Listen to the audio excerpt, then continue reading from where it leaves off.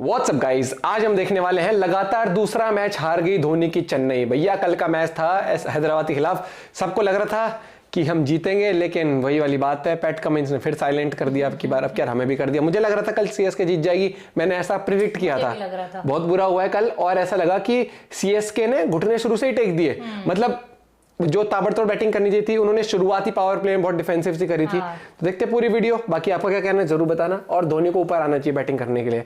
वो एक दो जब जो हालत थी कल सीएसके की, वो एक दो बॉल में उस टाइम बैटिंग करके ना कोई रन रेट सुधरनी थी ना कुछ थी। देखते पूरी वीडियो 1 2 3 को। नमस्कार, मैं हूं रौनक और आप देख रहे हैं रणतंत्र। चेन्नई की टीम मैनेजमेंट से हम ये कहना चाहते हैं कि हमें धोनी बहुत पसंद है। जब वो बैटिंग करने आते हैं तो हम भी कुर्ता फाड़ कर नाचते हैं। हमारी प्लेलिस्ट में भी बोले जो कोयल रातों में ये गाना लूप पर बजता है। लेकिन यार हमारे इमोशंस का फायदा उठाकर कम से कम गलत फैसला तो मत लो।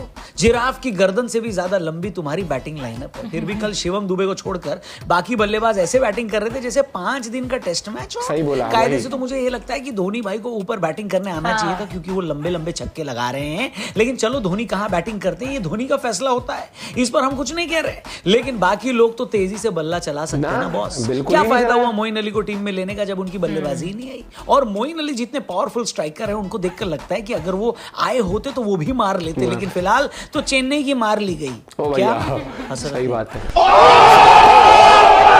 रोहित शर्मा चाहें तो अपनी इंस्टाग्राम स्टोरी पर लगा सकते हैं कि पैट कमिंस को तो धोनी भाई भी नहीं हरा पाए, तो मैं तो 19 नवंबर को क्या ही कर लेता। बात तो सही है। फिलहाल मैच जब शुरू हुआ कल तो हैदराबाद ने टॉस जीता और पहले गेंदबाजी की। हमें लगा ये लोग ऐसा क्यों कर रहे हैं, क्योंकि पिछली बार जब ये लोग खेले थे तो 277 रन पेले थे। तुरंत ही समझ में आ गया कि ये वो पिच नहीं थी जिस पर 277 रन बनाकर बल्लेबाज लिविर करते हैं। इस पिच पर बॉलर्स को चाहिए थी फुल इज्जत। सचिन रविंद्र लगातार दूसरी बार फेल हुए। यहां पर मेरे ख्याल से चेन्नई को थोड़ा सा बैटिंग ऑर्डर में चेंज कर देना चाहिए था, क्योंकि उन्होंने अजिंक्य रहाणे को खेलने भेजा और दिक्कत ये हो गई कि ऋतुराज और रहाणे दोनों एक ही तरीके के बल्लेबाज हैं। नतीजा ये हुआ कि चेन्नई पावर प्ले का फुल इस्तेमाल नहीं कर पाई। पावर प्ले में चेन्नई का स्कोर था 48, एक विकेट के नुकसान पर। लेकिन ऋतुराज ने अपने 26 रन 123 की स्ट्राइक रेट से बनाया और रहाणे ने अपने 35 रन बनाने के लिए 116 की स्ट्राइक रेट से ही वो खेले। ऐसे में शिवम दुबे ने चेन्नई की पारी को संभाला और आकर लंबे लंबे छक्के लगाने शुरू किए, लेकिन हाफ सेंचुरी तो उन्होंने भी नहीं लगाई। 45 बनाकर आउट हुए। उनके आउट होने के बाद फिर चेन्नई को दिक्कत होने लगी। जडेजा और डेरिल मिशेल बड़े शॉट लगाने की कोशिश तो कर रहे थे,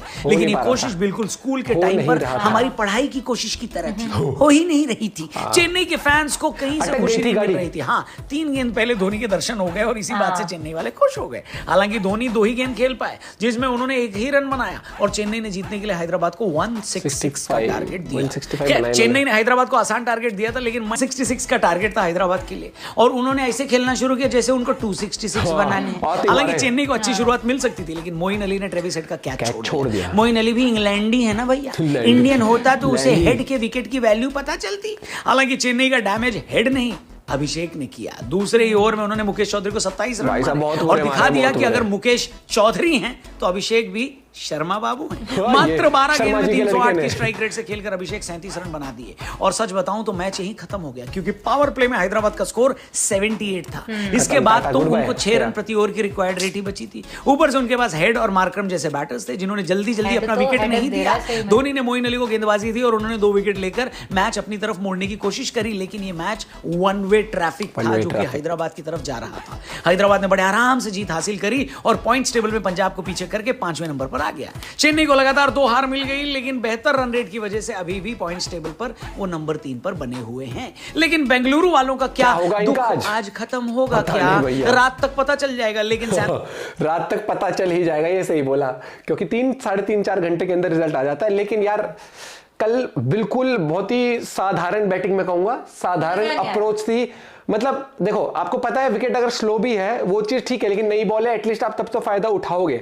और मुझे लगता है कि फिर जो एंड में जो मिचेल मार्श कह रहा हूं मैं, जो उसने क्या नाम है, नाम भूल रहा हूँ, डेरिल मिचेल हाँ, ये नाम है ना। और जडेजा ने कोशिश करी लेकिन वो सक्सेसफुल नहीं हुई कोशिश बिल्कुल भी। और मोइन अली ऊपर आ सकता था बैटिंग करने के लिए, धोनी को और ऊपर भेज सकते थे, क्योंकि जब विकेट में आपको ऐसा दिखे तो आपको पता ही है कौन नहीं है पार लगा सकता है। तो प्लीज धोनी जी ऊपर आ जाइए करिए। जब लगे कि टीम वाकई में बहुत स्लो खेल गई है तब तो एटलीस्ट आना चाहिए, क्योंकि अगर वो देखो ताबड़तोड़ बैटिंग कर सकते हैं मुझे लगता है, और any day any time Jadeja और इनसे ऊपर आके वो बैटिंग करेंगे तो ज्यादा ही रन बनाएंगे मुझे लगता है। धोनी का डिसीजन ना हो, किसी का भी डिसीजन हो, लेकिन टीम के एंड ऑफ द डे तो टीम के लिए होता है सब कुछ। और टीम की नदियां पार लग नहीं पा रही है, टीम नदी में फंस गई है लगातार 2 मैच। नहीं होती, नैया होती है, नदिया ही है हमारे लिए, नदिया है। जब वो सीएसके को लग रहा है वो तेज खेल नहीं खेल पा रही ना, तो हमारे लिए नदिया ही है।